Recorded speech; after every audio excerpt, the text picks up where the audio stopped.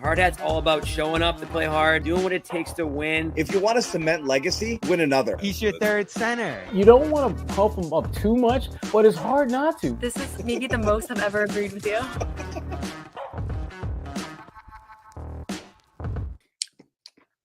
What's going on, guys? What's up, fellas? Friday night. Everyone tell Jimmy how good he looks. Yeah, this is the second I've had. So I had this on Monday, this new camera. So it's not a surprise to everybody. But yeah, I look pretty good with this new camera setup. Shout out Amit. I also got the microphone situation all handled. He hooked me up with like the arm. He mailed me one because the first one didn't work. But Amit, shout out. I did get this to work. Here it is, guys. Check me out over here. Almost professional. It's definitely professional. I should stop messing with it though because I'm already Bobby's here. We have limited Bobby time because he's going to jump into some post-game stuff, but it was a blowout. We're going to listen to Joe together here on the stage when he comes up, and we'll hear that press conference. But yeah, let's talk about some things today, Bobby. It felt like a bit of a correction game. Celtics don't like. I mean, the players all admitted that they played like ass last game and that they've been a little bit down. Joe got a little defensive pregame. We'll hear from Joe on that as well. But what do you think happened tonight? Like that completely flipped it. Is it just as simple as, well, they made shots, or you think they came out with a different kind of mindset? Bread's here. Come on, Brad. Celtics got right tonight, Brad. Right? Yeah, we back in the wooden column, man. Get them hard hat. Where's Mayor Wu? Where's the hard hat? Where's the mayor?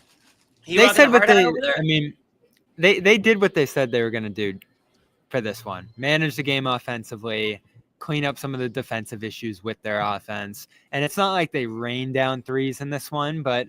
Shooting got back, especially through Jaylen Brown. They play with some good pace, and the defensive intensity ramped up when they needed to in the second quarter there to slam the door shut. And Brown set the tone for a lot of it, and I think it's another good example of him being the guy who sets the temperature for this group. I do think through some of those lapses, John, you didn't see Brown at his best. You didn't see him at his most engaged. And in this one, he grabbed the wheel and said, all right, let's plow right through this team here. And the Pacers were vulnerable, probably more vulnerable than we gave credit to, because I did think these were going to be challenging games this weekend, and it wasn't right from the jump here. So maybe it's a good team to get right against. It clearly looked that way tonight, and who knows what they're going to what kind of effort they'll put up on Sunday. But Halliburton's not himself. Nembhard sits this one out. Toppin gets hurt last night, and they're on a back-to-back, so they were in prime position for you to run them off the floor if you gave commensurate effort. And that's what they gave here in this one. I think the efforts across the board were pretty good. I'll give them extra credit for doing it without Porzingis and Holiday. And I didn't expect this kind of a blowout in this one. I thought this was going to be a pretty competitive and challenging game for the Celtics here. And whether it's because Indiana let down or the Celtics excelled, probably a little bit of both in this one, you got to get right game. And you got to carry that forward here. I don't think it totally erases some of my concerns with them, especially as you get into the more challenging games into next month here. But it avoids what we probably expected or didn't expect to happen here, which is an all-out meltdown late this month, a disaster. I did not think it was going to get to that point, and that's what they avoided tonight. Good right the ship game. I think we would all have been slamming that panic button if it went the other way. Absolutely. Well, let me ask you this. Are you thrilled with the fact that they were able to right the ship, or are you annoyed that it's a choice and then sometimes they choose not to play the right way? Well, it's not a choice whether or not they hit their shots. So I think we can all agree that they got off to a hot start. You know, they hit a lot of threes, they hit shots in this game. And yeah, that good offense tends to lead to good defense, I guess, where it should be good defense, you know, regardless. But I know Joe said something about the game on effort and defense, Bobby. I know you could probably do a better job of summing up where he was coming from. But yeah, I mean, I think it's human nature a little bit, John, to, you know, start kicking rocks and being down on yourself when things are going your way and letting that spill over. It happened to them. It's not saying it's not going to happen to them again. It is a long season, and I think they can get tired of things. But sometimes you like shit really needs to hit the fan for you to snap out of it. You gotta, somebody slaps you in the face and says, "Hey, wake up." I imagine there was something like that happened after the Christmas Day game, and this is what you get. So I'm not completely surprised by the outcome. I thought that they were going to come out strong after, kind of an embarrassing way to lose on Christmas. But I think, like Bobby, I don't think any of us expected a victory, this one-sided. And yeah, Indy had a couple guys out, but so did Boston. Boston had a couple key guys out to start. And, no excuses for either team. And I think Boston just came out and, did what they had to do. And again, I say right the ship. I mean, if they lose Sunday, then you're probably having the same conversation that we had on Wednesday. Right. So not that simple. But it is at least good to see them show some fight and show some stuff. I will say too, before we get to Joe here, he's at the podium. They had a long-ish shoot around this morning. Good session where they got into a ton of fundamental stuff, which I don't think they had to get to too much. Sam Hauser was saying last year, going back to a lot of the basics in terms of their system. So I think that helped them there. Win or lose, we have a understanding of what where we want to get to, what we have to work on, where we can get better, and they stick that whether we win or lose. So they do a good job of not getting distracted by things that don't impact winning, and focusing on those things daily. So it's a credit to them. You played Jaylen and Jason together for almost the entire first quarter. I think Tatum sat the last 3 seconds or whatever. What went into that? Was that because Jaylen had it going, that you changed up the sub patterns, and what did you see from him tonight? No, it's important to do that from time to time. Keeps us on edge, keeps the other team on edge. Can't get a rhythm to what a sub pattern is, and just creates an environment to where we have to be able to perform regardless of what we think is going to happen. So, just work to do situations like that throughout the year. And then Jaylen had 15 points in the first quarter, made his first 9 shots, had some steals and dunks that really kind of ignited you guys. What type of energy did he bring tonight to kind of set the tone? No, he was big time. He has the ability to impact, a team, an arena, just kind of with his energy and his physicality. And when he gets into a certain zone, he just gets locked in. And you kind of saw that on both ends of the floor with his. And I think the shot making is a distraction to what he does great defensively. And so it was great to see that from him. And like you said, I thought he was a catalyst to what we were doing on both ends of the floor. Joe, obviously the Magic game, maybe not the best offensive performance, and then defensively against the Sixers, maybe not the best. Was there any extra, maybe not frustration, but motivation coming into this game to bounce back after a couple losses where, even you mentioned maybe inconsistencies were getting to you after the Sixers game? I honestly, no. I think, where our guys are motivated is to just kind of stay an even kill. This doesn't really matter just as much as last game's loss doesn't matter, because we have a game in 48 hours. So can't be distracted by the result. You have to stick to the process of what you're doing well, what you're not doing well, where you can get better. And our guys do a great job of that. Do you think you saw more of the consistency we're looking for in the Sixers game defensively? And that's what it seemed like the guys were locked in pretty early. We gave up a 33-point third quarter. So you can't win. To a win or a loss. It's just what you're willing to focus on. Can't win. You know what I mean? I'm going back to JB. You said his shot making a distraction to what he does defensively. What does he do for this team defensively and 4 steals? Yeah, he can get locked in on a matchup and take that away. You can have a sense of physicality on and off ball, and you saw some steals that he was able to get. So I think he just creates a natural energy for our team when he plays that way defensively. Like I said, he has the ability to really zone in on a matchup or on a certain situation defensively and take advantage of that. So he was great tonight.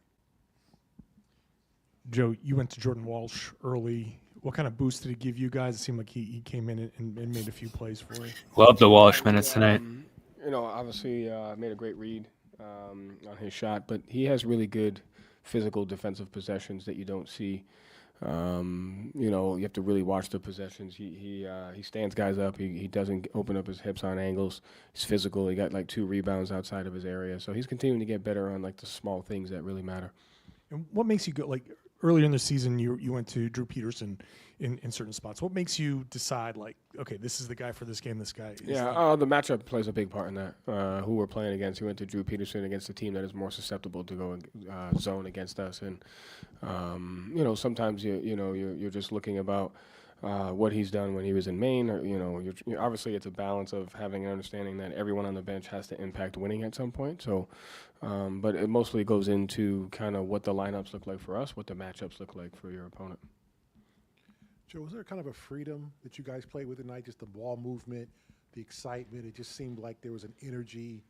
And did you notice that? And what's that like to watch when your guys are kind of carrying out the game plan as you see fit? Yeah, I mean, listen, every game presents different challenges.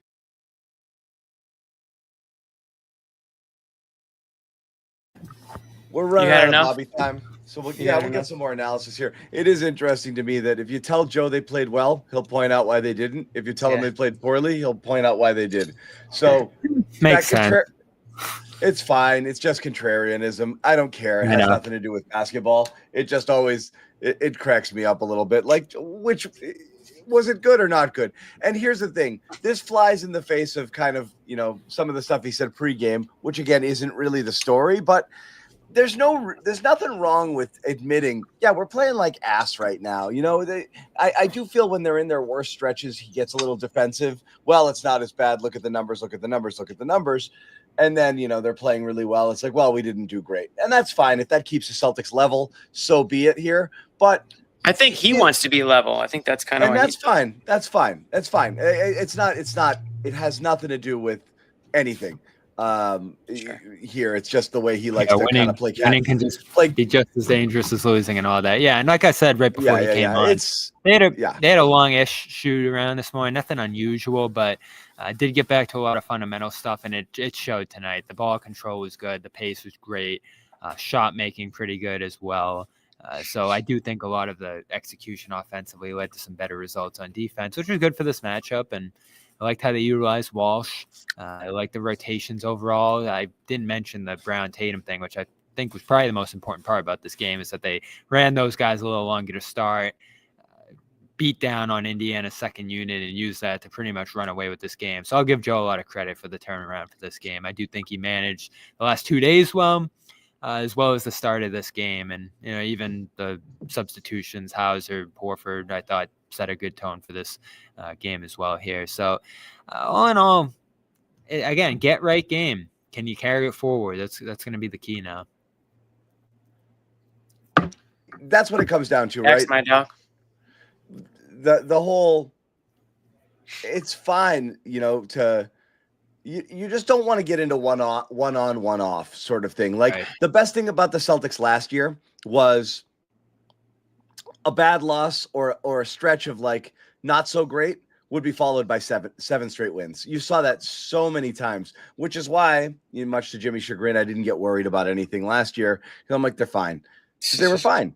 You're right. I'm still not, but I'm still not there with these guys. No, because you can't off one game. Yeah, we've seen it a bit, and again, it might be as simple as the shots fell, and they fell early. Once those threes fall early, you can see it really messes with the other team's psyche, because they know they're in trouble there, because it's hard to get out of that, and just that avalanche is coming, and you've got to kind of sit there and wait it out, and when it doesn't stop, it gets ugly. But they didn't just do that tonight. It's always the too many threes versus not enough threes versus the quality of the threes. The ball moved a lot better tonight. It's really clear. Yep. It's really clear when they're getting the right looks and they're not falling, or they all are falling. And it's really clear when they're just taking the first shot available to them. And there was a lot of really nice extra pass, good movement, inside out basketball throughout, while also, thanks to Brown mainly, attacking a fair amount and attacking the paint and not letting them off the hook there. So it was a really good balance, I thought, even though, and then they were getting going in transition, and they had steals, which again, it was great to see. That's the stat that's going to jump a little bit tonight, is just, Brown alone having 4 steals after they only had a single steal last game. And Bobby, that's something you've brought up before. Like, they're not a team that gets that turns the other guys over very often. Yeah, and they've done a better job of it this year. And in spots like this, you see the forcefulness they play with defensively. And Joe mentioned it. And they only had 5. I thought he Yeah. came in with some good energy on the defensive end Yeah. as well, forcing a turnover or two. He was there on one of those steals too that Brown got coming around the back of a guy.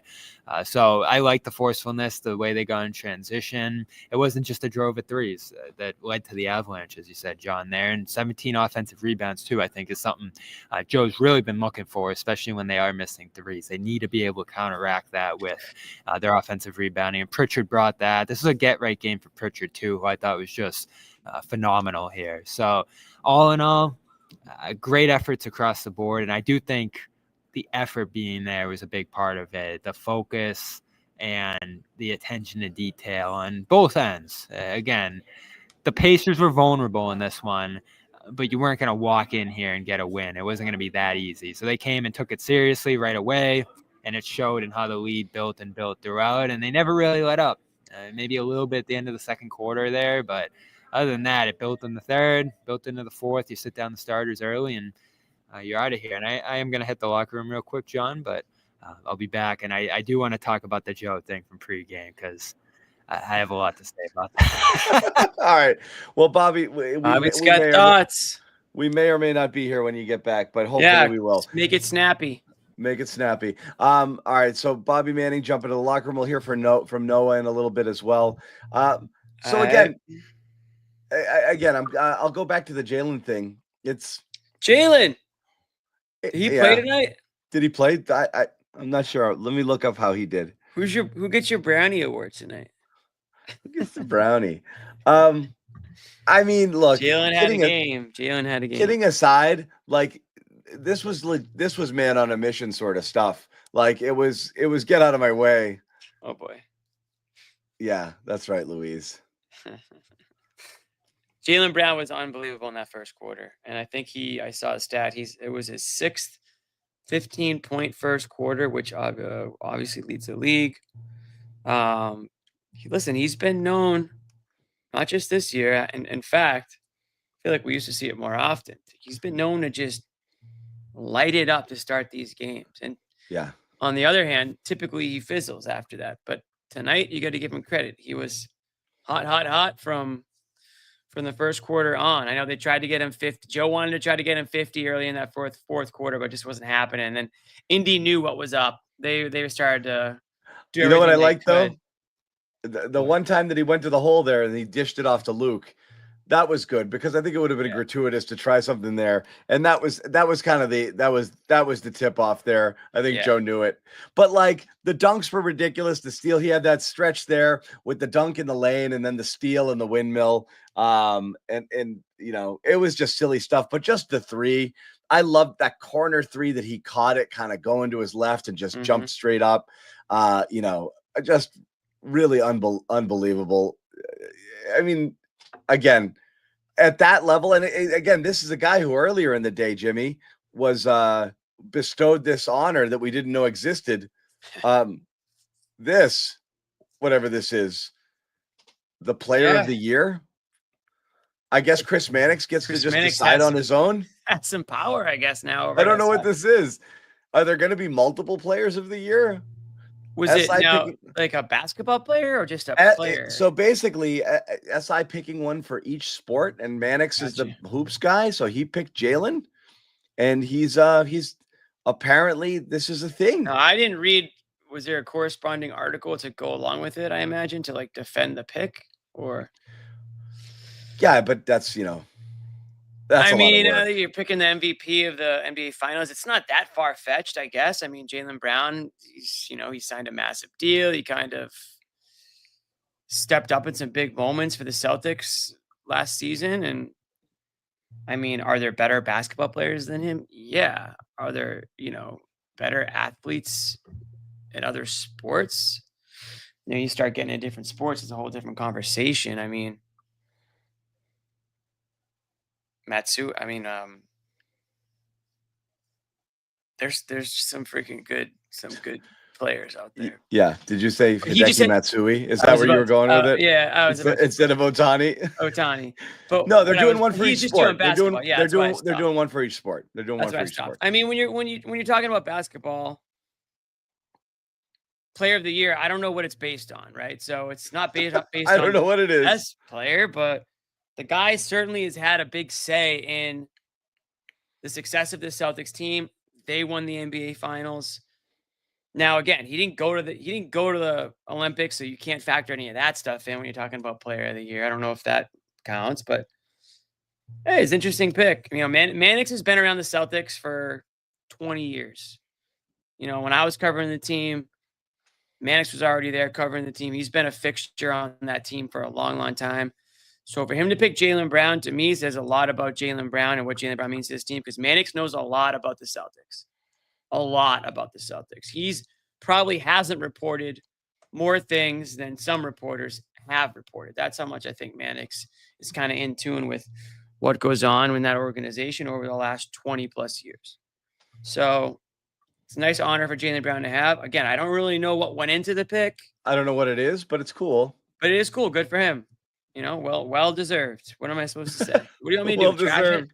You want me to trash No. it, John? I'll do 10 minutes trashing it if you want to. No. It's totally fine. But it was an interesting thing I didn't know existed prior to I didn't Jaylen know. Brown. I didn't know Yeah. either. Yeah, it's Hey, but night like this was tonight, this was a Jaylen Brown Jaylen game, shows and you why. Yeah, exactly. you have now two signature games in the span of a couple of in a span of a few games here with Brown on the second of the back-to-back against Chicago, and then Tatum, and then Brown here.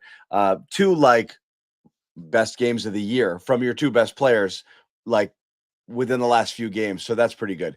From Brown, but he was just, like I said, man on a mission, willing his way past past anybody, wherever he wanted to go. And again, people have pointed out in the chat, and Joe said it in the post game.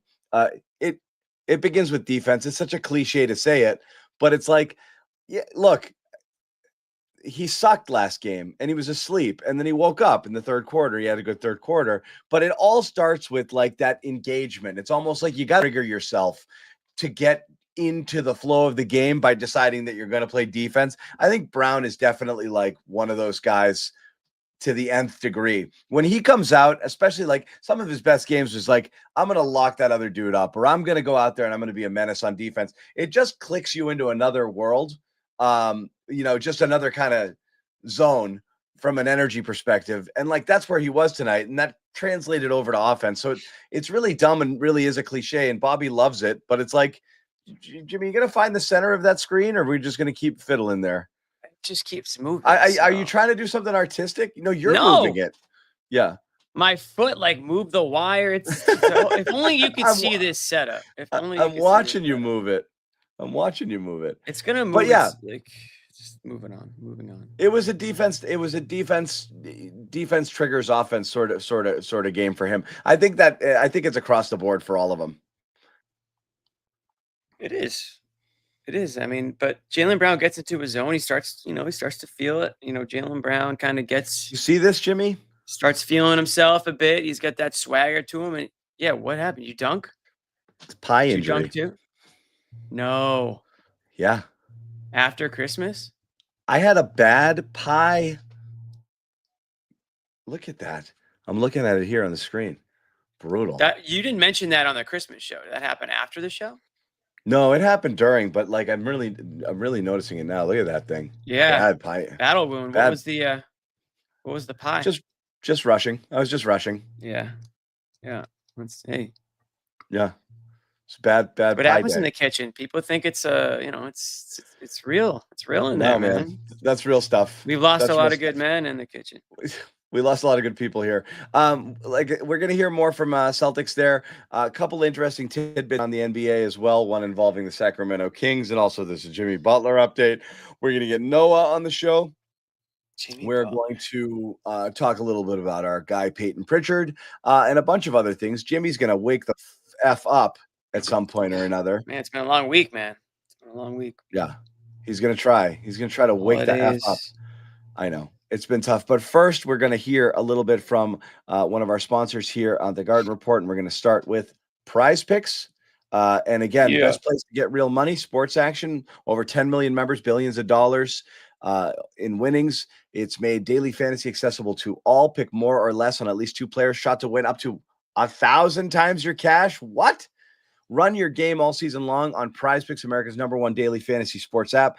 I'm going to say I absolutely mucked my too. pick 4 right out of the gate because I had JSN going over, and that was a ugly stinker of a Thursday night game. But I'm saying Drake May is going to show tomorrow. Patriots Chargers. I think it's going to be a nice one for him. So I'm still kind of riding Drake May. But you can make your Saturday holidays game. Yeah, bigger and brighter with PrizePicks. Best place to get real money action, watching your favorite sports. And yeah, I'm all in on the Pats tomorrow. Only game in town. It's a 1:00 game with a Saturday game. That should be fun. This season, PrizePicks giving away 2 free picks in December, $30+ million in rewards during Pickmas, which was a very cool thing. And all you have to do is download the app, use the code CLNS, get 50 instantly after you play your first $5 lineup. Once again, download the app, use the code CLNS, get 50 instantly after you play your first $5 lineup. You do not have to win. It's automatic. So again, PrizePicks, run your game. Back to the game itself now, Jimmy. We're going to, like we said, Bobby and Noah jumping on in a little bit. Outside of Jaylen needed a get-right game, you also had to have Peyton Pritchard jumping back today, and he was good after maybe some not so good. Pritchard was nice. He was nice. He was still in there trying to get that garbage time triple-double late. I love that shit late in the game too, when like he's there for one reason. He's standing under the basket and you got Jordan Walsh jumping up and snatching rebounds out of his hand, and the crowd knows it, and they're like, dude, come on. You got to understand the mission at this point. But yeah, he was good. He was good. He needed it. He's had a couple of off nights, off shooting nights. And again, 4 of 11. Still not a great, not like lights out, but you start to see those threes fall a little bit. 18 points, we're a little bit, I think like the needle has moved, right, on what you expect from Peyton Pritchard. Like last season, 18 points. We're oohing and ahhing about it. Now we're like 18 points. Would have been good to get. Would have been good to get the triple double. Yeah, but he had 3 straight games. He had 3 straight single digit games, 4, 7, and 6. He was 1 of 9 from the field last game, 0 for 8 from 3, 1 of 5 from 3 the game before that against Orlando, the loss. And then, 2 of 6 against Chicago. So again, it's not brutal, but like he'd gone through that stretch. But before that, I mean, this is how he started December: 24, 25, 19. He had that one goose egg game, came back 22, 27, and then he just cooled down right around, again, 15, 14. Fine, you're right. That used to be good. Not anymore for this guy. 6, 7, 4. So just a little bit of a dip, a little bit of a swoon for him, which is interesting because he put up some huge games, but overall his December numbers are slightly below not slightly, they are below his November numbers overall. He's averaging his 3-point percentage is down, his overall field goal percentage is down, his points per game are down. So yeah, with a guy like Pritchard, you do worry a little bit, like, is he turning back into a pumpkin? I'm not saying it is, but like, was November unsustainable? He scored almost 16 points a game. He was shooting 43% from 3. And like, if you had that guy all season long, it's almost a cheat code. And that's kind of, the tune we were singing. And he came out of December friggin' smoking as well. And just a little cool down. So you really do want to see it just be a little cool down. And then back to the every night, 14, 16, 18. Because if he's living there consistently, then you've still got the same guy that you've got. I am always going to be worried with people that haven't shown it for an entire season or multiple seasons in the past, that's going to not go away, but not be the same. Ultimately, with Pritchard, you're less concerned with like regular season stats and more whether or not he's going to get to the postseason and be this guy. And I think I don't think it's ridiculous to think or worry that you get to the postseason and he kind of not disappears, but isn't this level of a scorer on a consistent basis in the playoffs when things clamp down. If he is, friggin' awesome. So I don't know, are you fully sold? Like, this is Pritchard now and forever, and this is the guy you're going to always have? I kind of sort of am, but in the back of my mind, I'm always a little worried that the guy who just shows up and can't get any shots off and scores 0 points comes back. Because he was like a gadget player in the playoffs, just a few months ago. I think on this roster, this is the type of player I expect. I think if he was on a roster where people could focus in on him a little bit more, pay more attention to him out there, he would have a little bit more difficulty getting He those scored shots 6 that he points a gets. game in the playoffs. He was only getting 18 minutes. Again, like relative to his regular season numbers, last year, his overall numbers were up. He was close to 10 points a game, 22 minutes, and it just dropped to a point that he was an afterthought. He really was an afterthought in the playoffs. Yeah, some guys make the leap. This is the year we always talk about it, right. John. Is it a real leap? Like you feel I feel like it's a real leap. I feel like it's a real leap. I mean, I feel like we always knew that Pritchard was a good outside shooter. We always knew that because we saw signs of it. In this year, he's really put it together. And not only the shooting, but the assists, the rebounds. He's working harder than a lot of guys out there on the court. He's a different dude. He's a different guy. He's morphed into a different beast. And he outplayed your little Sparky guy. His dribbling route, he did. What's his name there? McConnell.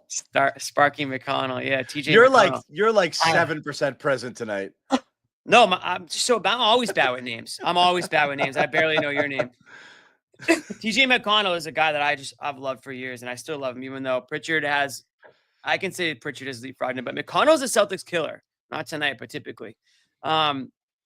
Pritchard's dribbling video kind of went viral too on the socials. I don't know if you're on there, John, but Pritchard just dribbling in the garage, unbelievable, the work that this guy puts in. And he talks about it. He said it over the years too. Whenever there's any doubt or when something goes the wrong way for him, he always just goes back to the work.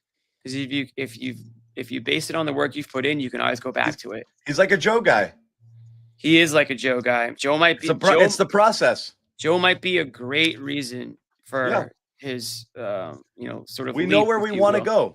Yeah, they know where they want to go. I think another thing Pritchard said too. I only saw a clip of it, but he basically said he's kind of in a great place off the court. With his relationships, whether it's family, friends, whatever. He's in a really good place off the court, so that's helping him on the court. So, dude, that's messed up. Presentating energy. That is messed. You want me to go monotone? I'll go monotone. But no, I think we are seeing a different Pritchard this year, and I do think it's a guy that you can count on. I'm not saying expect near triple doubles every night, John, but I think you can expect you should be able to expect double-digit points. You should be able to expect a guy that's going to rip down boards, not just the ones that fall to him, but he's going to be in there, and he's quick. He's fast. He plays hard on both ends. He makes it difficult for the opponent, and that's why he's earning the extra playing time. Right now, you've got Drew Holiday, who's kind of in and out of the lineup, dealing with some injuries. I think that's just. We got our guys here. We're going to listen in real quick. There they are. New year. You can't expect everything to just go perfect. I think the adversity is kind of you need that more to kind of see what you're made of. So in those moments, you don't get concerned. You kind of just, look to your guys, look to your group in order to use. It's an opportunity to get better. It's an opportunity to see what we're made of. So I'll never get concerned in those moments. You just got to respond. That's my favorite thing to do is respond from adversity. And Peyton, Sam mentioned this morning you guys had to get back Bobby. to the fundamentals a little bit. Nice. What was that process like, I guess, this morning at shoot-around or whenever that was, of kind of going back to the basics?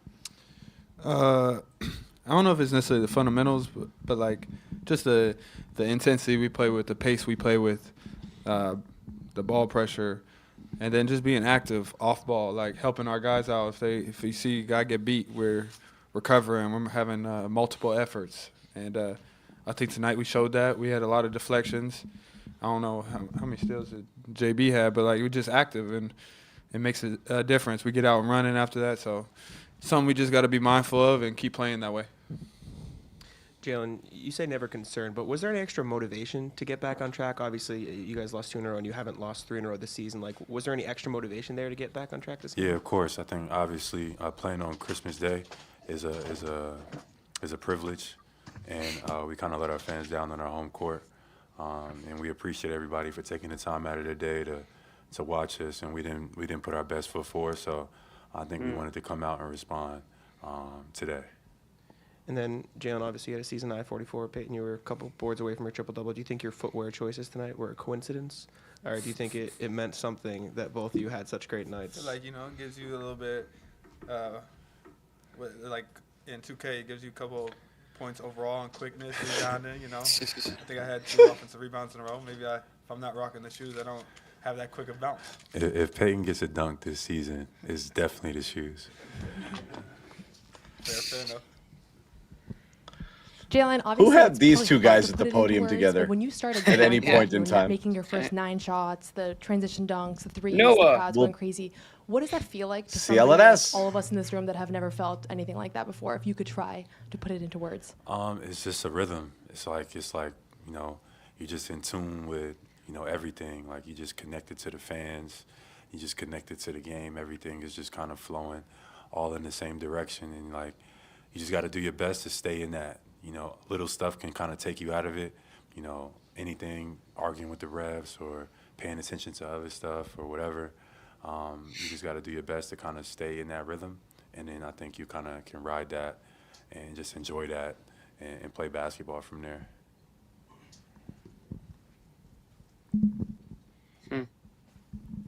Jen, you're obviously really good in first quarters last year. This year there's been some adjustments with subbing out, Jason playing more often. Today you got the whole run, got going again. How did it feel to kind of get that run, and what's the process been like for you in the course of this year of kind of figuring out your spots and timing?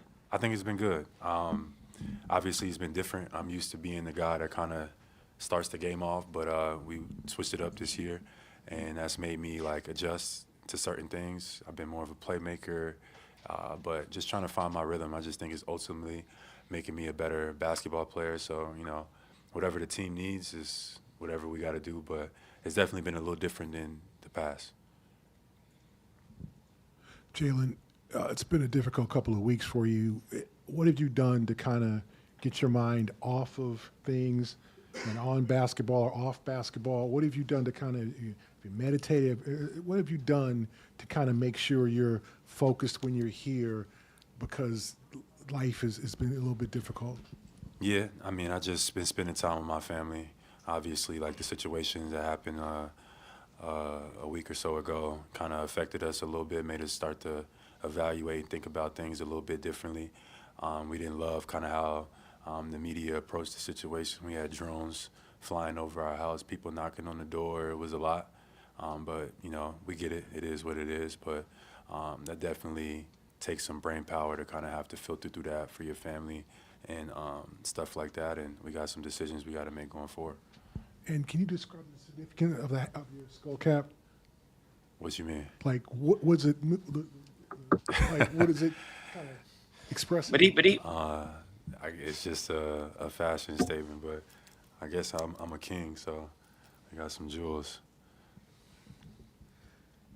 Jaylen, you mentioned there was a focus and a lot of pride in being a leader of this team. Were you kind of searching more to try to find that rhythm and get into that zone you got into tonight, just given how the last couple games have gone? We just had to be ready to go. However the game was going to be played, this style of play in the end, I think, is more catered to me. Aggressive, physical, getting up and down, transition. They kind of force us to have to play that kind of style, which I think is more catered to how I want to play basketball.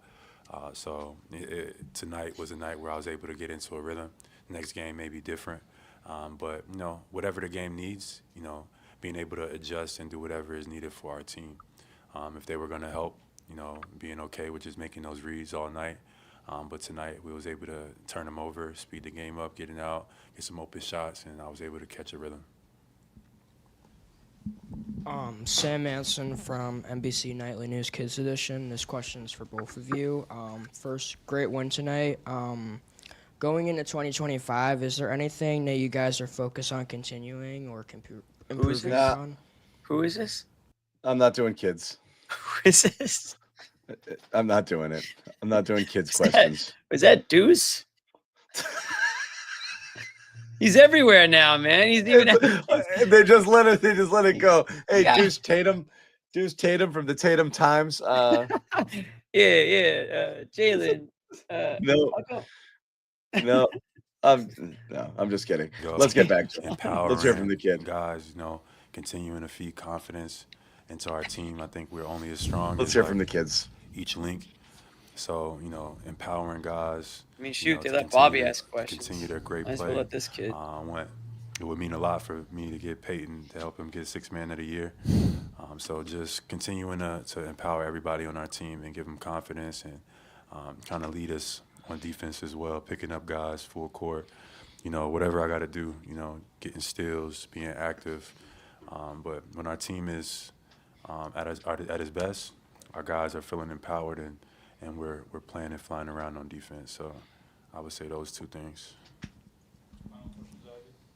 Peyton, did you know you were 2 rebounds shy of a triple-double? And did you let Jordan know that was happening as well afterwards? I didn't let him know, but, after hearing the fans' reactions, and obviously it's very easy to see up at the scoreboard, but could hear the gas. But I've said this before, though, when you have something on the line like that, I don't want to, chase it. It feels, that don't feel like it's a real accomplishment. You want to get it naturally in the flow of a game, and so hopefully I'll be in another opportunity. I'll get it then.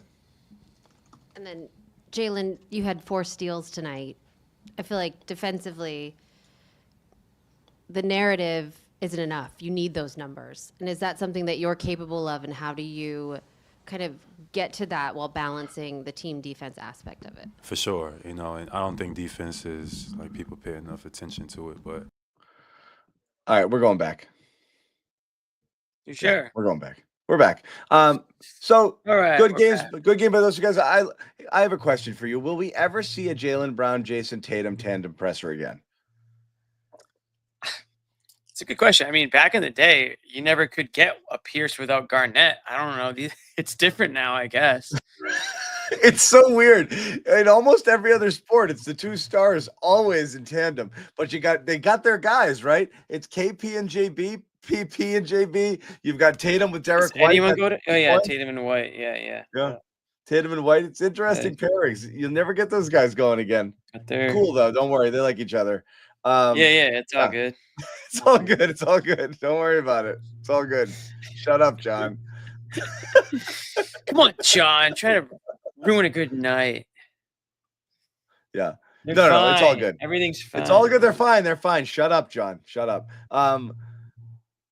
Juice goes over, hangs out with them and stuff. Yeah, they're buddies. They babysit and shit. Anyway, back to the game itself. So yeah, PP is another story. I'll say this because I got to look at the final box here before I start talking. I will say that Sam Hauser still looking for it a little bit. Wasn't able to knock down threes. So Yeah. the line looks ugly, but I didn't hate it tonight because the 2 buckets he scored were nice little up fakes, getting run off the 3-point line and coming up and drilling a little, little mid range, which a lot of other people can't do. And it looked really smooth. He just his threes didn't drop tonight, but I didn't think he was awful. A lot of people in the chat were kind of getting after him a little bit, and I thought he was fine. It doesn't matter. You need him in there. He started, and he acquitted himself fine, I thought.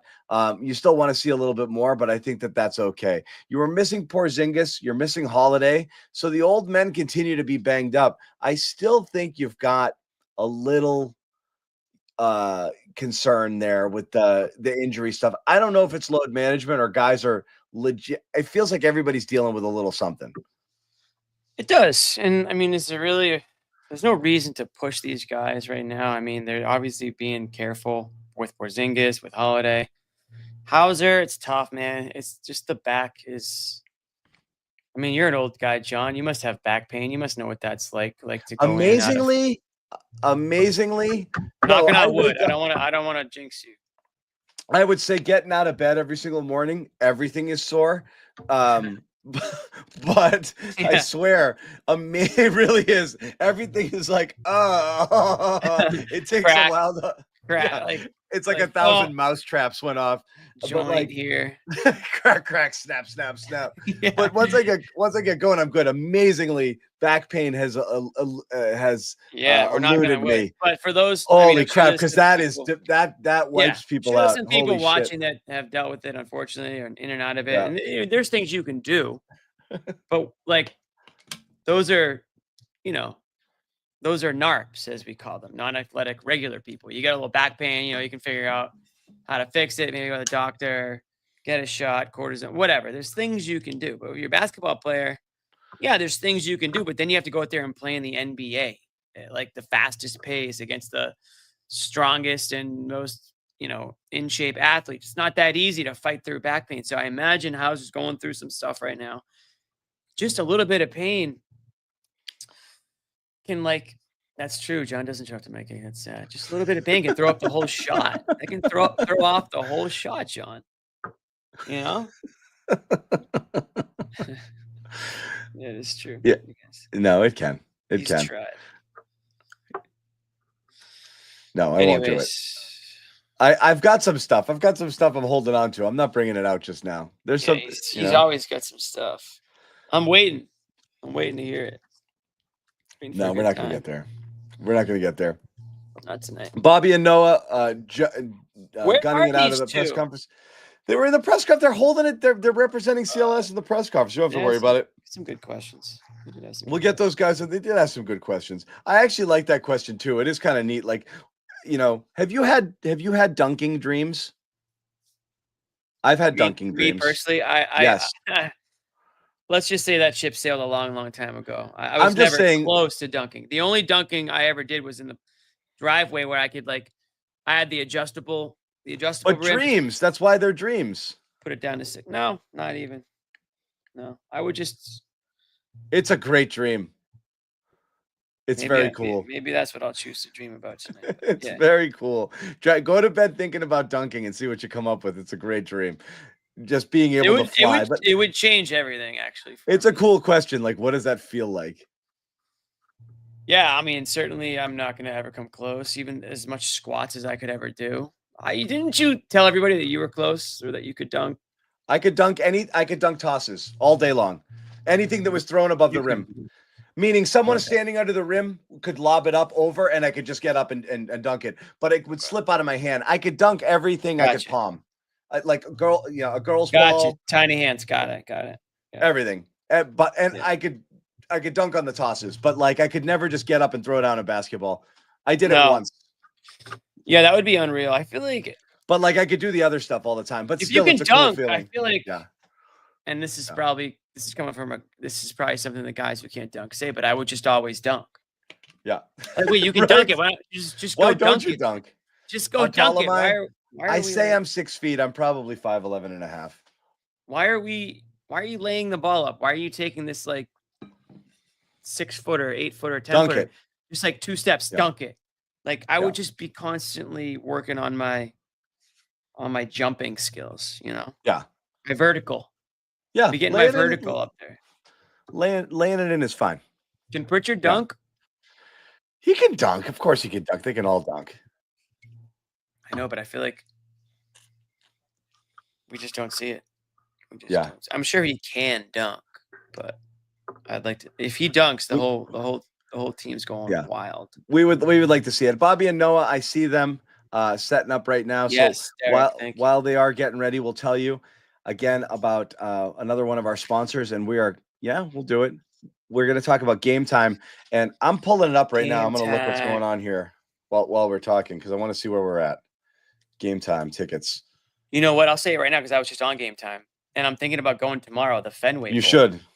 Oh yeah, that's thinking about fun. going to the Fenway Bowl, not the Pats game. I'm thinking about going to the Fenway Bowl, and on Gametime right now, all in. I saw all in for $60, which to me is a very, very you have. good deal. I'm gonna share it right now. Hold on. I'm gonna share screen. I cannot believe what you can get in for right now. At Patriots. Yes. Honestly, I think. Look at this. I think watching. Look at it. We're lower bowl. Look at this. 150. Oh my God. 107 row 6. 107 is dirt cheap. for a football game. Of Look where you can, dude. Look at this seat. Are you kidding me? Look at this view. 117 right here. This is unbelievable. You get to see May versus Herbert, two quarterbacks that should be top 10 quarterbacks. Oh my God, I'm going.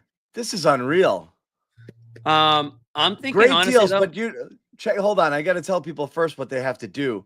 If you haven't signed up for Game Time, this is unbelievable. These are great seats. Download the Game Time app, create an account, use the code CLNS, throw another 20 on top of this deal that you're getting here. $20 off your first purchase. Terms do apply. And again, you mentioned the Fenway Bowl. I'll check that out too. What are we looking at there? Fenway Bowl is like, dude, you can get in all in for like $60. Now, I've seen other sports at Fenway, and it is always fun. I love it. I've seen everything Winter there. Classic. I've seen hurling multiple times. I hope to God that hurling comes back. People are saying, "What's hurling?" Look up hurling. It's like lacrosse meets hockey meets rugby meets what's that sport they play in India?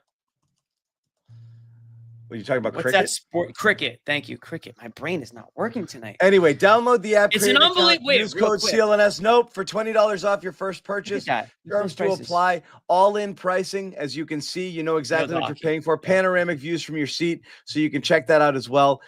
Fenway is legit a fun play. I'll say this: hockey's not great, but it's still a cool vibe. I've seen the Bruins there twice. I've seen football there. I've seen soccer there. I've seen a bunch of different things there. I've seen multiple concerts. So it's kind of cool. Yeah.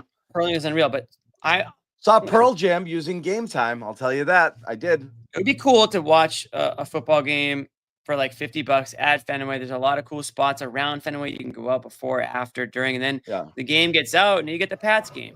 So it's just like a full day. Let's check out these guys of football. Hi, guys. What's up? How's it going? What's up? Good. How are you doing? Jimmy, are you wearing a hard hat? Yeah, it's not a hard hat game, but I was wearing a hard hat. I feel like it warranted it. Somebody mentioned hard hat on the show. I'd say no. No, okay. No, it's not a hard hat. We'll game, talk but about that. Minnesota, By the way, Houston, those kind of games. Speaking of hard hat, John, we got to give away some things. Not hard hats. Yeah, we'll do that later. Anyway, guys, your primary takeaway. How about this? Talk about the game, but you can't mention Jaylen or Pritchard. Go. I can go. Yeah, I mean, honestly, I don't think it was about them. I think from the beginning you saw ball movement that we haven't seen in a couple weeks, and I honestly didn't realize it until I saw it, because then I realized this is what they usually look like historically over the last year and a half, and it's just been gone. And I think possessions where 5 guys are touching the ball, where people are turning down good shots for great shots, and obviously those 2 guys were a part of it, but it wasn't just them. I mean, Jason Tatum had a great game tonight. I thought Jordan Walsh had his best game as a Celtic. That stood out.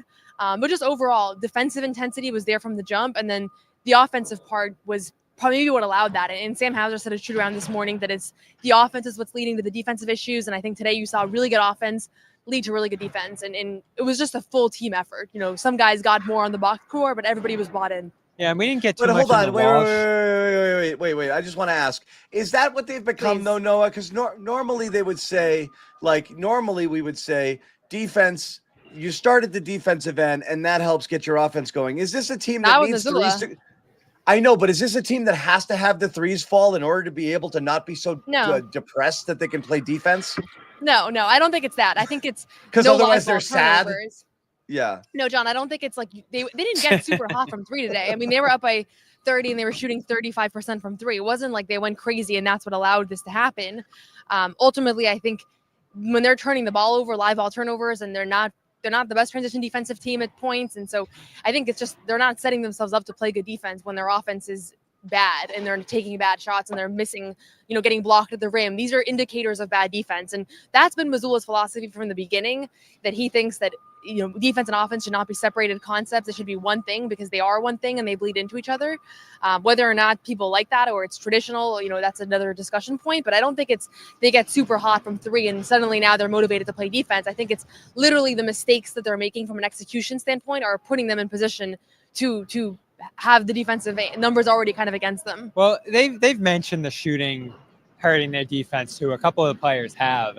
So I do think it stands to reason that on a night where the threes do fall like this, that you'd get a better effort, along with the fact that you've had such a bad spell here. They did. They made 7 out of 16 in the first quarter. They very much did start hot, and that's where they put. I mean, they literally put the game away almost right away there. So yes, they came in. They started knocking down everything, and that's kind of it. Is like if the reverse was true and those threes didn't fall, would they have played a do you think they play a bad defensive game? I don't think so. It's tough to tell. I mean, again, there's an urgency to this game, and I don't know if you guys played the clip that I already started to bemoan before I got off the first time. No, not yet. We saved it for you. I mean, how can you not say effort is a part of this and a part of the losses that they suffered leading into this? Not to say that they didn't care about the other games and that they cared a ton tonight. There's obviously more nuance to it than that, but there was definitely a higher level of intensity to their effort in this one. All right, so here's what's triggered Bobby prior to the game. A lot of people believed, and I'm sure media, fans, that there's an effort issue to last game, and in fact, many of the players themselves acknowledged we didn't show up. Jaylen Brown and Jason Tatum not only talked about it after last game, Jaylen Brown again talked about it after this game, saying we were embarrassed. We didn't really give our best effort or put our best foot forward.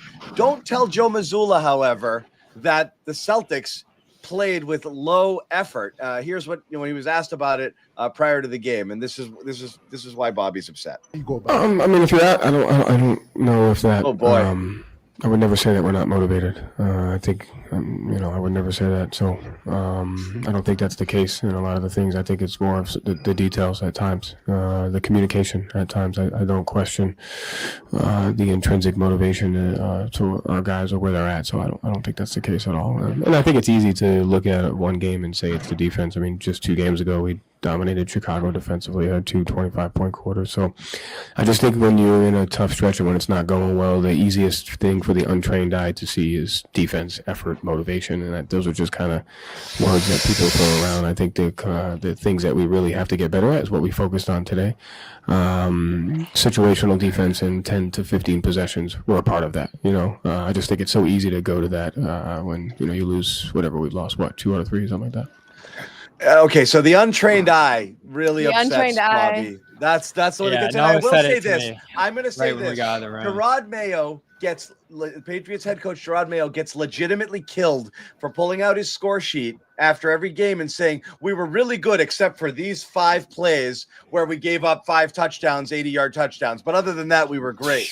And so Joe does that a lot. Like we're really good except for 15 possessions. Yeah, I mean sometimes games come down to 2 and 3 possessions. You can't toss 15 play of against them. Maxey. You can't toss 15 of them when you've had that happen, and critical plays at critical times. Or 15 is a lot of possessions to screw up, and do things completely opposite. If you're not going through your process, that's more than enough to lose many NBA games. So I don't think you could just toss them aside. But Bobby, go ahead. Why are you so mad? There's so many reasons, and obviously first and foremost, Noah pointed out that's the Spoelstra line from the finals. Oh yes, I was gonna say, do you guys remember this line? Because this to me, when I heard untrained eye, I was like the untrained eye. Because in 2023, such a nasty thing to Eric say. Spoelstra said it to Ramona Shelburne.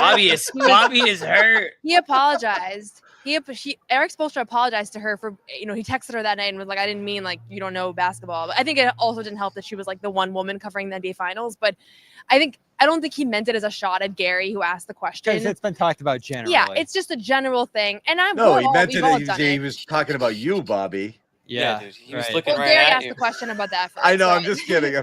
I know. This is But what my we get point is, into, like the verbiage. Yeah, I don't love that line. Then Bobby's again, butthurt. I think it's fair in a way. I don't think it is. I don't think the line is. I don't think it's the right thing to say. And I said to you right away. I think actually funny because nobody else walked out of that press conference like thinking about that word as much as we were. I was asking around. People were like, "When did he say that?" But I You don't do know think ball, man. there is an element to what he's saying that is true. Where I mean, even today when we were talking about previewing the series, I think it's easy to diminish things to effort and want and desire. And I do it all the time. And we all do it. And it's part of how we talk about basketball as media. And he's talking about things like the angles that they're guarding guys and, people's rebounding zones. And we don't really use that terminology. And I think from a coaching standpoint, it can be frustrating to hear discussion of the game that you're coaching, that you're breaking down, talking about very specific things. And, that's not what he's hearing. I get it. And I don't know what he's directing it at, because obviously there's fans and media out there who say, oh, they're not trying. They're not giving it up. And that's, I guess, fair when you're going up against that kind of criticism. But, I mean, Gary asked the question, whether it's directed at Gary or not. Gary's covered this league for decades. Right. He knows what a good effort on the defensive end is and what a bad one is. And they weren't giving a good effort, specifically in that game. I didn't like the line. I also don't like him saying we dominated against Chicago when it took a Tatum 9-3 eruption to win that game. So, Bobby, I've said this before, and I'll say it again. I've said it. It's not just in reference to Joe.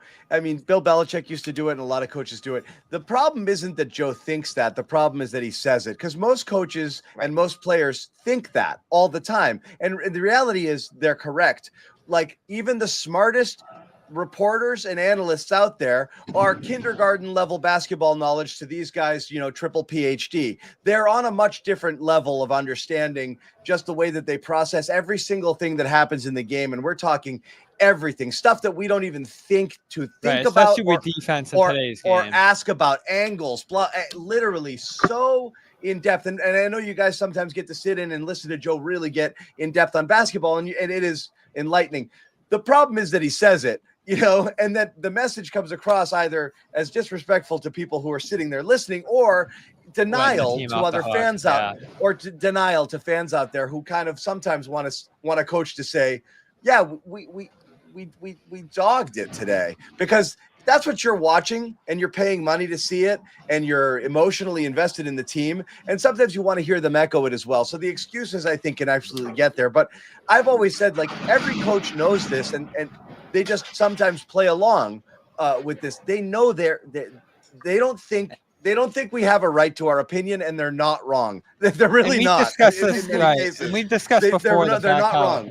Yeah. And we discussed the fact before how Joe's not willing to criticize the team publicly, and there's probably more that goes on behind the scenes for sure than we know about with that. But it comes off, and whether he's doing it behind the scenes or not, as if he's letting them off the hook for inconsistent play, especially that Chicago. Like, I don't understand him using that game as a defense, and I'd obviously have to look back on it and see what the defensive effectiveness was in that game. Yeah, but he's talking about 2 quarters out of 4 quarters, and he had to basically admit after that Philadelphia game that they've been inconsistent on the defensive end this year. So, again, I don't want to go to 2023 because I don't think this is 2023. But what did he do all that year, John? Deny that there was an issue with defense. And then when you get to these finals and you go down 0-3, it's all. But that's the thing. That's the thing is we end up being right even if we didn't arrive at the opinion the same way as he did. And it's his job to say, like I said, I've used this analogy before. My 7-year-old might be watching a Patriots game with me and be like, they suck.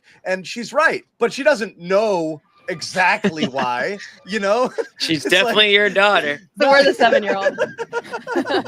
And they've said that, Daddy, why do the Patriots suck? I'm like, well, honey, there's how much time you got? 45 minutes later, they've been gone for like 30 minutes.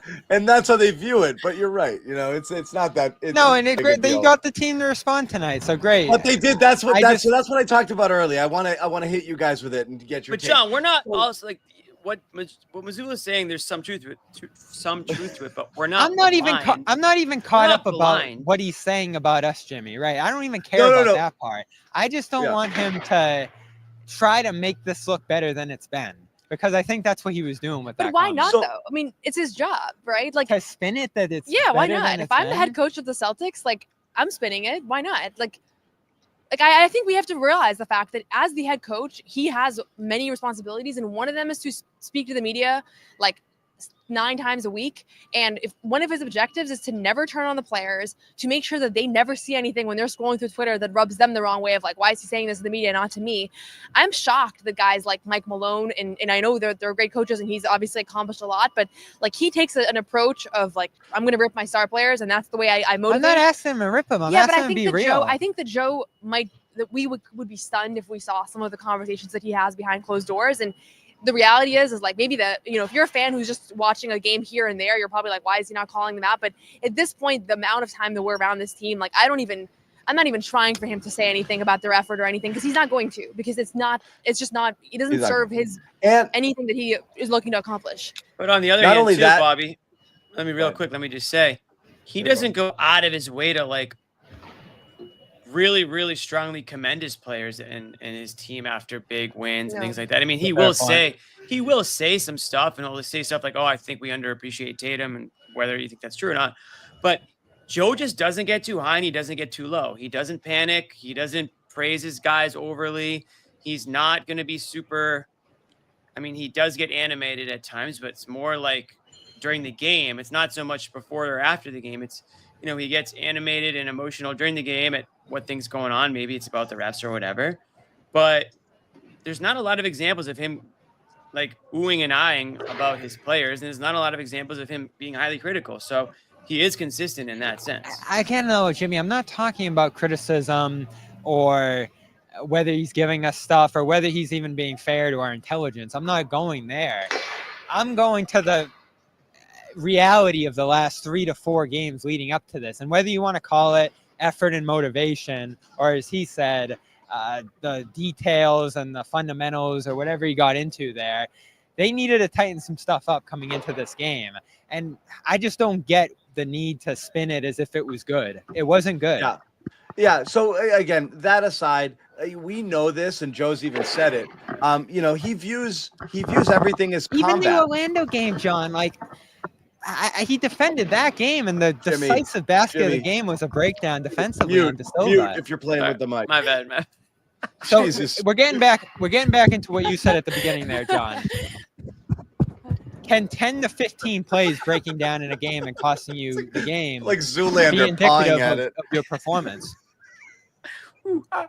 I think you're right, Bobby. I think that ultimately, like, it is, sometimes it's hard when I can't even think about my own thought right now. I think sometimes it's hard when we're watching it and we're looking at a whole body of work, and then he comes back with these like stats that don't really match what we all saw. And I think that's when it can be frustrating. It's almost like the statistics are weaponized against us, but we all saw like the defensive breakdowns down the stretch. It goes back to the expected thing. Like they didn't expect Caleb Martin to hit 7 threes. They don't expect De Silva to hit that 3 in the corner there, which I get. But it happened, and you have to accept that reality. But he's saying that he's not going to change. Right. He's going to live with the process. And I thought the most interesting thing that he said tonight was that he said that he doesn't feel anything positive about this win because this win doesn't matter and the loss didn't matter and they have another game. Good. And I think he genuinely believes that. Yeah. This is I agree with that, John. But I agree with that. Yeah. In the regular season, you can live with that process. 10 to 15 plays going awry and you losing off one play in a close game. In the playoffs, we're not going to sit here and say the process was great, but they lost. But we saw the difference in Joe. The way Joe coached in the playoffs was unlike anything we'd seen Joe do in the regular season. The amount of timeouts he called when he didn't like something he saw, he was no longer about process. He was about results. Completely different approach. He really valued every moment, every possession. If he didn't like the way things are going, there was no more, let's let these guys figure it out. So, I think it's a sound philosophy, even if it's not going to satisfy you at home when you're watching and you see a bad effort on Christmas and you wasted 2.5 hours and you're pissed off. You're not going to get your pound of flesh. But as we said, Joe views it as combat every time. Like even in press conferences, he doesn't want anyone to get the upper hand. So he doesn't want to give it up to you. He doesn't want to give you that signature bite or quote that you want to be able to talk about it. He's not going to call it as players. It's not going to change. But what you guys hit on earlier, and I'll ask Noah, because I asked Jimmy earlier, are you happy that they could come back from, not happy, but, what's your feeling that they're able to flip the switch back into what to our untrained eye looked like a better effort tonight off of a really bad, bad low effort, bad execution game on Christmas. The fact that they can flip that switch and play like they did tonight, is that encouraging or is it frustrating that they chose not to do it the other day, or they just pick and choose when they do it? Because again, I don't expect them to do this for all 82, but when you start seeing it in pockets, 3 out of 4, 5 out of 7, the last month, picking and choosing which quarters you're going to play, which games you're going to play, eventually, when does that become habit forming where flipping the switch isn't as easy as you think it might be? Because that's what bugs me a little bit. Yeah, go ahead. Am I allowed to talk about Jaylen now? Or am I still banned? Yeah, No? Okay. you can. Okay, I can do without Jaylen. So No, I think, I'm first just of all, messing around. Oh, I was Of ready course you to can. not say his name. Okay, so I think No. first of all, You got it was a good act.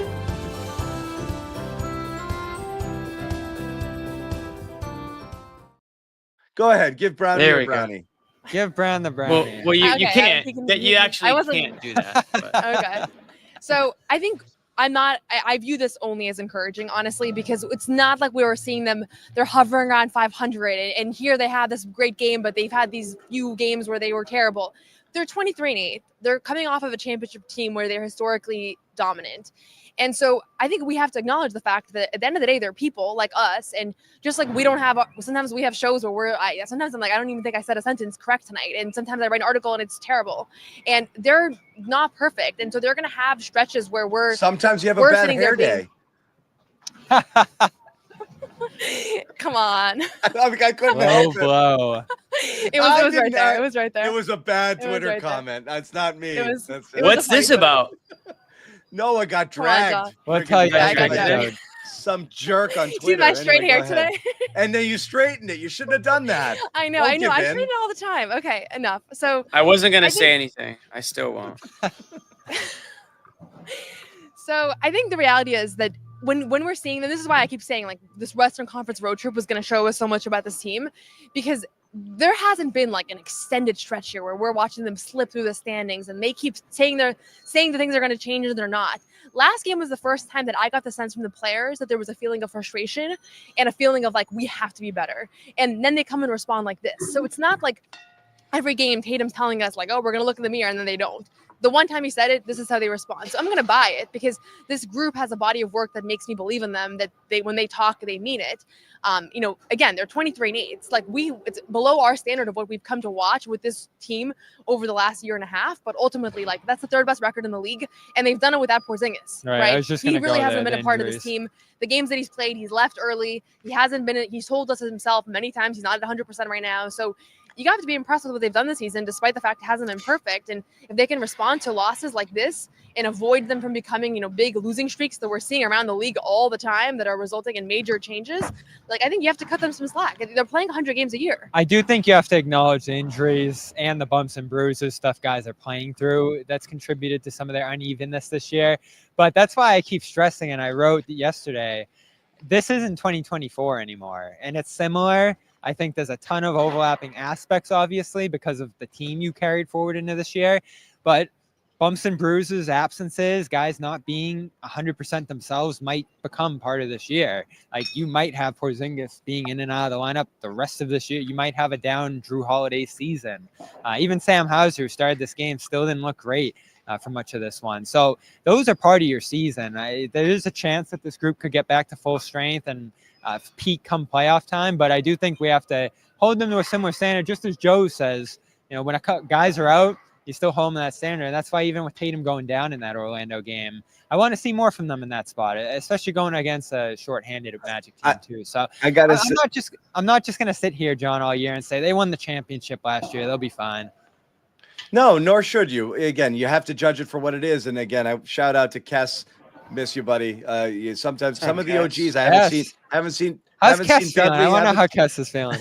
Haven't seen Dudley. Haven't seen Kess recently. It makes me sad, but they'll be back when the games count. We know that. No, Bobby, you can't. But like, there's a reason why it's tough to repeat, and there's a reason, why you see a lot of teams, why you see teams go through a little bit of a malaise. You played deeper into the season. Also, you had the Olympics. Also, it's that motivation. I made the analogy last time. Like once you play at the highest level, it's really hard to get up for like a back-to-back, a home and home with Chicago. I get it. And like right now, look at this schedule and look at who they've played.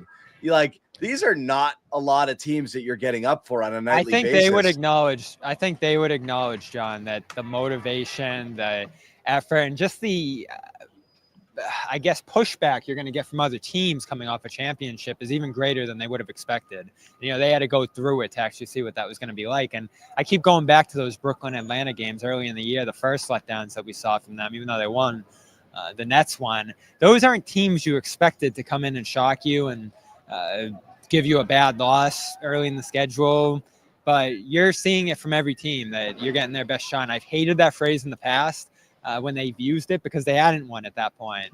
But now that you have one, I do think there's more intensity coming from the other way. And I think Al had some good comments after the last game, too, about how different this year is in terms of the opposition that they're seeing night in and night out, and also some of the own internal differences, namely the injuries. And that's a big part of this one, too, Noah, that I will give them credit for, is they played great without Porzingis, without Holiday, and those absences have hurt them in other spots. And I think what made that last year's team so special was their ability to just overcome absences like you wouldn't even notice. Sometimes I was like, are they better when they're missing a starter? Because it felt like every time somebody was out, somebody else would step up. But the bench hasn't been the same this year, and that's another difference.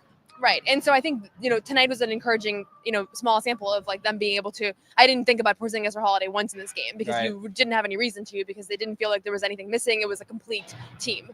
But again, I think as much as I agree with everything you're saying, I just feel like we can't expect them. There's a reason why like the record for wins in a season is 72, right? Nobody's ever won more than that because it's impossible to be a basketball player and put your best foot forward every single game. Well, I'm just gonna react to what's in front of me. But it comes down to this question, Noah. Like, all of that's true, and you can't expect it, and I don't expect it. And again, I've said this a bunch of times. My untrained eye.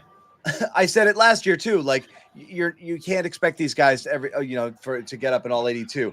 But if they don't win the championship, you're going to look back at different points in the season and be like, we should have known it there. We should have known it there. We should have known it there. So anything short of a championship, there's going to be things that along the way that might be reasons why. So is this still the team that should absolutely win the championship based on their roster and the way that they're playing?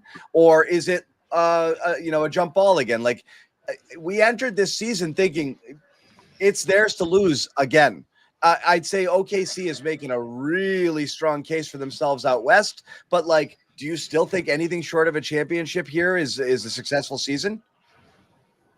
I mean, I never felt like they were inevitable to win the championship. If you look at like the odds, they're like they were at like 33%. That means that most likely they're not going to win the championship, right? You can't like go into a year with 30 NBA teams. Yeah, the odds are always against them. Yeah. Right. So I don't feel, I think I went into the season saying if I had to pick a team to win the championship, it's the Celtics, but most likely they're not going to repeat. That's just the reality. Like, it's really, I think really everyone hard to do thinks it. that they're going to that. For the most, I haven't heard anyone say this year that anyone else is going to. Yeah.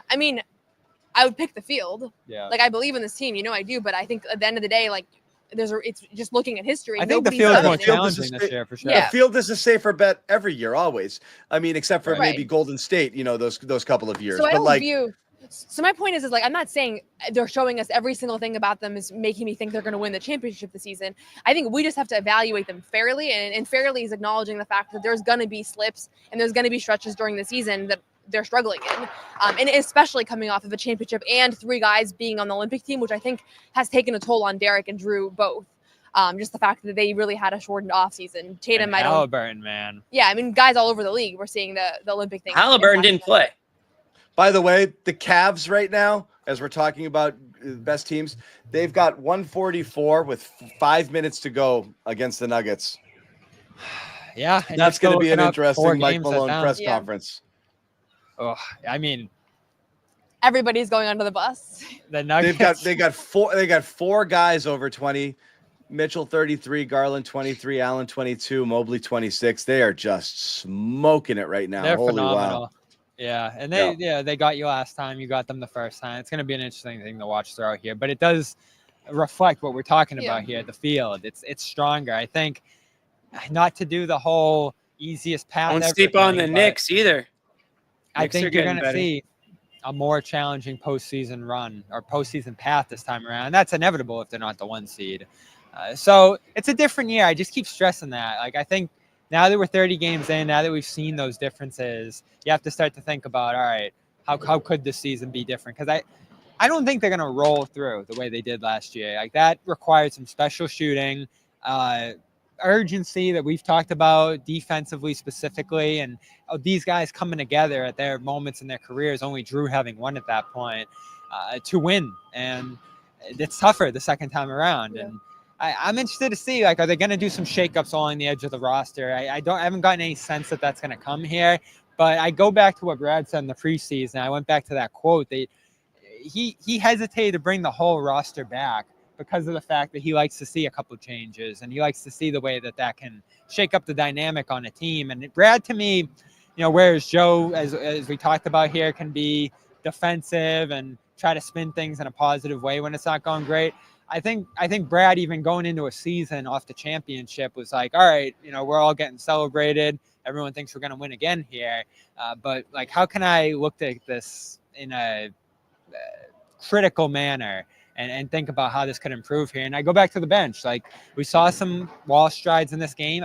I'm a strong believer in him. I know you and Jimmy are kind of fading in that sense, John, but the bench productivity, Hauser included, again in this game, hasn't been super consistent. You haven't seen guys involved to the degree that they were before. And I know you texted during the game, Jimmy, they're up 1 million in this game, and they're still not involving some of the deeper bench guys there. Not that that's going to swing a championship in one way or another, but it is one thing that you can look at here and be like, all right, is the bench strong enough for this run? Because that was a real strength of theirs last year. Like, Hauser hit 11 threes and defended Luka in the finals. And this game, I know he had some tough misses, but it's still like, oh, is he gonna be able to turn this season around? And this is another tough one for him. Yeah, I'm not worried about Hauser at all. I wish everybody laid off him because I know he's getting a lot of critiques online and everything. Because he's hurt, yeah. I mean, what are you gonna do? But also, it's like, he just hasn't. He's a rhythm shooter. He's a 3-point shooter. He's a rhythm player, and he just hasn't been able to find that. And I love that he took 2 mid-range shots. That's the worry. He wasn't falling. Yeah, it's like see the ball go through the basket. But again, like I feel like I'm the most broken record, but his career shooting numbers are so high that this stretch I do attribute to his back. And he's been back for 2 games. He attempted 1 3-pointer in the last 2 games before tonight, and then he hadn't played the 2 games prior. So that's not him struggling. That's like him not being able to even find a semblance of a rhythm. And he didn't deal with any of that last year. So I think that if this back thing can be left in the rear view, and if he can find some health and like just be able to be in his shooting routine, like I don't know how much of this is impacting what he's able to do at practice, if he's still getting up the same number of shots that he was getting up in the past. But like, I think people need to, I know a lot of people are like, critiquing the contract and we're wondering if last year was a fluke thing. Like, I don't think we have any reason to think that that's true. And really, like, if you haven't dealt with back spasms, then you don't know like how much that can impact somebody and just your ability to even just get your standing 3-point shots up, So he'll be okay if he can stay healthy. That's the worry, Noah. That is exactly what people are worried about, is that the injury is going to prevent him from getting into that rhythm. John, well, they're not worrying with a lot of compassion. That's all I have to say. I know, but I don't know why. You're not going to find that on Twitter. I've never understood why the safe thing to say is everything will be okay versus maybe things won't be okay. I don't know. Right now, Hauser. I don't know that they're going to win the championship. Like, I'm not saying. No, I'm saying Hauser. Great, but Hauser missing every few games with the recurring back things. Definitely, right now, the only track record we have, Hauser has a track record of being an awesome shooter. Right now, he's got a track record of having a bad back every like 3 out of every 8 games. So like. That's definitely not a great rhythm that he's in right now. So he's battling something. So we talked to him this morning too. Between that and he's Porzingis, really frustrated. Yeah, that's got to be annoying as hell because like he can't get himself. I don't think it's Hauser hate. I think it's like, something's not right with this guy. Like, I think everyone likes Hauser and likes what he brings. He's just not and right. He's fighting. You can see. And I didn't think the misses were bad tonight. And he made a great play on the first couple possessions there, catching the ball twice inside and swinging it out for a 3. Had 2 assists in this one. So I don't think it was a bad game. But the track record, as John said, there's been inconsistent due to the injury so far, and that's just what they're getting from him. I appreciate all concerns around his injury. I've told you like many times, I actually am pretty concerned about a recurring chronic back injury. Great too. Yeah, and also just the fact that this isn't something like he sprained his ankle or he's recovering from a surgery. It's just we don't really know what this is. We're not going to know. We don't know if it's a slip disc. We have no idea. I don't even want to speculate. But what I'm saying is that there should be zero expectation that he's going to have a good shooting game tonight when he's missed 2 games and taken 1 shot in the last 2. Like you could pretty much bet if you were betting on this game, you could pretty much bet that he was going to struggle from 3 because that's would you have gone less on Prize Picks? I would have gone less on Prize Picks. So yeah, like that's all I'm saying is that I think that we can scrutinize his shooting struggles a little bit less right now. Yeah, we'd definitely like to see see him string a few together. I mentioned those middies. Yeah, he didn't 3 to fall, but twice he got run off the line. Got to that mid range, and it looked very smooth. I actually thought he was moving well tonight. You just never know how if it pops back up or whatever. But I thought he looked okay despite the box score. He got some hate in the chat here. But yeah, you just don't like seeing a young guy get old man injuries like that, and have it keep popping up. Again, that quote at the beginning of the year, maybe it's just a lot of years of playing basketball. I was like, what? Drew said the same thing. Bill Walton. He's said been playing for a long time. Bill Walton claims he was cooked before he got to the pros. So like, for real, he's like, I was done. I was already done. I had nothing left. Anyway, he was his feet were so bad. Anyway, man, rest in peace. I can't believe we lost him last year. I know. And Gumble today. That was kind of Gumble's a tough one. That was tough. So again, thank you guys for hanging out. We got a couple more shows left in 20. And we will be here. We hope you will be here with us as well. We're here on the 29th against the Sunday Pacers, and then New Year's Eve. What time is that? 3 o'clock, baby. Why are they doing this anyway? All right, so that's what we've got. But the Garden Report doesn't rest. We don't take days off. Well, I do. I won't be here, but other people will do the show. But that's all right. But we do thank you guys for hanging out and tuning in, and we look forward to last couple shows of the year, and obviously a couple of in a really good 2025 as the Celtics march on. What are we? How many banners have they won now? 18. We're looking for banner 19 on their quest for banner 19. Yeah. But yeah, 2 more games here. Bobby and Noah will be down there. We thank you, Amit and Richie, for covering all of the games here. We're going to wish Richie a happy birthday because he's not going to be there on the 29th. He's actually going to take his birthday off. Happy birthday to Rich LeMay. He's turning 14 years old on the 29th. Which is nice. I think now he can legally officially work for us. Which is great. So thank you. Richie LeMay, he gets some pretty good shots of these guys on our CLNS Instagram. He's friggin' awesome. He's awesome. We appreciate you guys. And also Jackson Tolliver behind the scenes toiling for us back at the CLNS studios. Thank you, Jackson, as well. We will see everybody on Sunday. Take care. No one's sneaking a vegan brownie by me, I'll tell you that. Okay, you know what, John? We're going to do it. You have to feel that way too, Bobby. I have to feel that way. Let's fight out over and make Luke your first center. Bobby, we gave you Luke an hour early. We're not going to end this on a damn conversation about Luke